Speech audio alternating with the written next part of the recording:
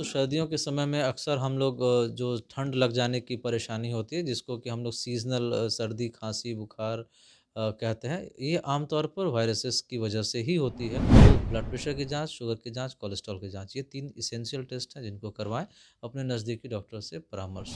जैसे दूसरी वायरस अगर मैं कोविड या उसकी बात करूँ तो बड़ा स्पोरेडिक जिस तरह का सब जगह वाइड पैटर्न था, ये बहुत आइसोलेटेड केसेस है। हमारे देश में एचएमपीवी ने जो दस्तक दी है, इसका एग्जिस्टेंस है, इसलिए इसको लेकर के बहुत पैनिक होने की बात नहीं है। मैं अगर हिस्ट्री की बात करूँ तो इसको ज़रूर आइडेंटिफ़ाई किया गया था नीदरलैंड में 2001 में, लेकिन वहाँ भी ये बाद में पाया गया कि ये 40-50 सालों से लोगों में ये पाया जा रहा है एचएमपी वायरस। नमस्कार, आप न्यूज फाउंडेशन देख रहे हैं। मैं हूं आपके साथ वंदना। बिहार में सर्दी चरम पर है।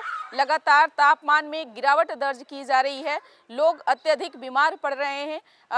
ऐसे में कौन कौन सी बीमारियां अत्यधिक हो सकती है, इसका बचाव क्या हो सकता है, साथ ही साथ एक एचएमपीवी वायरस जो अभी बिहार में इसका केस नहीं देखा गया है, लेकिन इससे पहले सरकार भी जो है वो काफ़ी सजग है।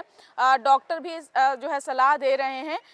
इसी क्रम में डॉक्टर संदीप कुमार जो बिहार के जाने माने डॉक्टरों में से एक हैं, जिन्होंने क्या कुछ बताया है, इन तमाम सवालों का क्या उन्होंने जवाब दिया है, पहले उनकी पूरी बातों को सुने। सबसे पहले बात करें अगर मेटाबॉलिक क्रोनिक डिसऑर्डर्स की, जिसमें diabetic, blood pressure, cholesterol, thyroid, ये 4 ऐसी बीमारियां हैं जो हम देखते हैं प्रत्येक घर में इन के पेशेंट्स हमें मिल जाते हैं। और डायबिटिक्स का तो इंडिया एक वर्ल्ड का कैपिटल भी बना हुआ है।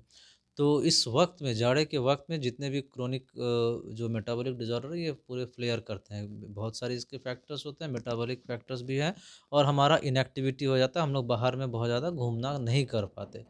तो इसकी वजह से भी ये सारी बीमारियां बढ़ती हैं। तो सबसे पहला काम है करें कि अपना जैसे ही जाड़ा शुरू होता है, जाड़े के बीच में और अंत में अलग अलग अवस्थाओं पे हर पेशेंट्स के लिए अलग कम से कम शुगर की जांच, कोलेस्ट्रॉल की जांच, थायराइड की जांच ये करा ले। ब्लड प्रेशर का ज़रूर जांच कराएं। कुछ वार्निंग साइंस है जैसे सर में दर्द होना, चक्कर आना, सीने में भारीपन लगना, सांस लेने में तकलीफ होना, चलते चलते तुरंत थक जाना, इस तरह ऐसी अगर कोई लक्षण है तो ब्लड प्रेशर की जांच, शुगर की जांच, कोलेस्ट्रॉल की जांच ये 3 एसेंशियल टेस्ट हैं जिनको करवाएं अपने नज़दीकी डॉक्टर से परामर्श लें। बात करूं तो सर्दियों के समय में अक्सर हम लोग जो ठंड लग जाने की परेशानी होती है जिसको कि हम लोग सीजनल सर्दी, खांसी, बुखार कहते हैं, ये आमतौर पर वायरसेस की वजह से ही होती है।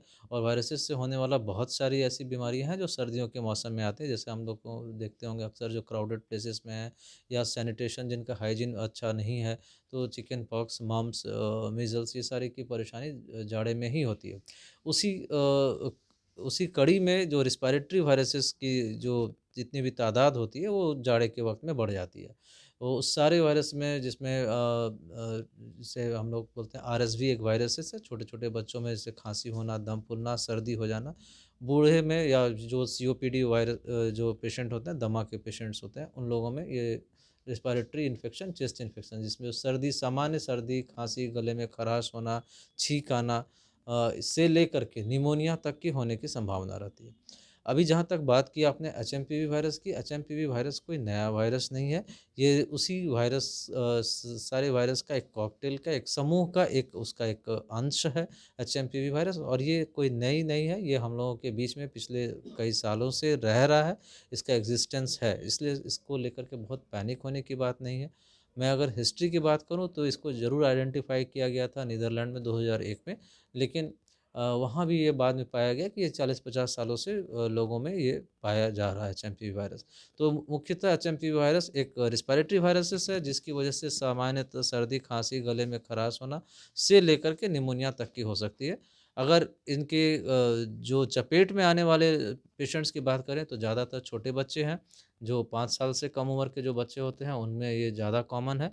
जो सीना में दर्द होना, पंजरा मारना, ये ब्रोंकियोलाइटिस के लक्षण होना, ये एक उसके लक्षण हैं।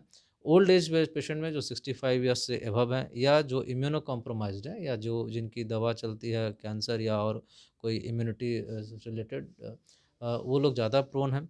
क्रोनिक किडनी डिजीज़ के पेशेंट, हार्ट के पेशेंट्स, ये लोग ज़्यादा प्रोन हैं। यानी जिनकी रोग प्रतिरोधक क्षमता कम है, जिनकी इम्यूनिटी कम है, निश्चित तौर पे वो एक इसके शिकार हो सकते हैं। तो ये कोई नई वायरस नहीं है, इसलिए इसको लेकर के बहुत पैनिक होने की ज़रूरत नहीं है। ग्रामीण क्षेत्रों या शहरी क्षेत्रों में लेकर के इसको कोई ऐसा डिस्टिंग्विश्ड चीज़ें नहीं है। जैसे दूसरी वायरस अगर मैं कोविड या उसकी बात करूँ तो बड़ा स्पोरेडिक जिस तरह का सब जगह वाइड पैटर्न था, ये बहुत आइसोलेटेड केसेस है। हमारे देश में एचएमपीवी ने जो दस्तक दी है, ये कुछ जगहों पे और बहुत स्कैटर्ड वे में वो है। बिहार में अभी तक एंट्री नहीं है। असम, गुजरात और बैंगलोर में कुछ केसेस की रिपोर्टेड हुई है।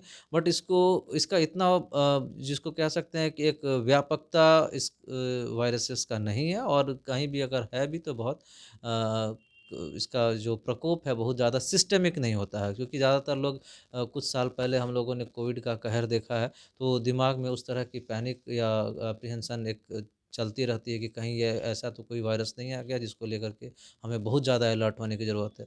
एक साधारण जो सदाचार की जो नियम है उससे हमें पालन करना होगा। जो हमें अक्सर सर्दियों में किसी को भी छींक सर्दी आए तो मुँह के ऊपर रुमाल से अपने नाक को ढकें, टिश्यू या रुमाल को तुरंत या तो डिस्पोज़ करें, एक रुमाल को दूसरे बच्चे या दूसरे टॉवल को घर के दूसरे सदस्य से शेयर नहीं करें, भीड़-भाड़ वाले इलाकों में जाने से बचें, और जिनको सर्दी या खाँसी है बेहतर हो कि वो घर पे थोड़े दिन अपने आप को आइसोलेट कर लें, स्टीम इनहेल करें। ये एक ऐसे टिप्स हैं जो किसी भी रिस्पिरेटरी वायरस के लिए या सीज़नल इन्फेक्शन या सीज़नल जो हम लोग बोलते हैं कि आम सर्दी खाँसी हो, उसके लिए ये एक अनिवार्य कदम है और ये स्वास्थ्य से जुड़ा हुआ कदम है।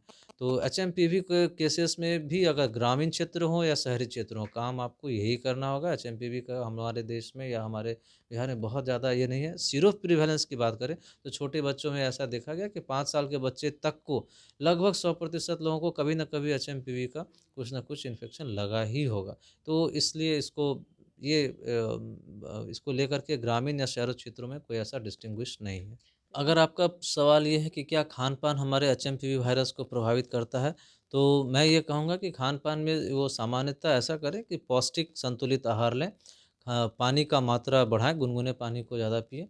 कुछ घरेलू उपचार ऐसे हैं जैसे तुलसी के पत्ते का पानी या घरेलू च्यवनप्राश लोग बना करके बाहर से भी च्यवनप्राश ले सकते हैं। मतलब कहने का मतलब है अपनी इम्यूनिटी क्षमता को बढ़ाने के लिए आपको जो भी कार्य करना है वो करेंगे।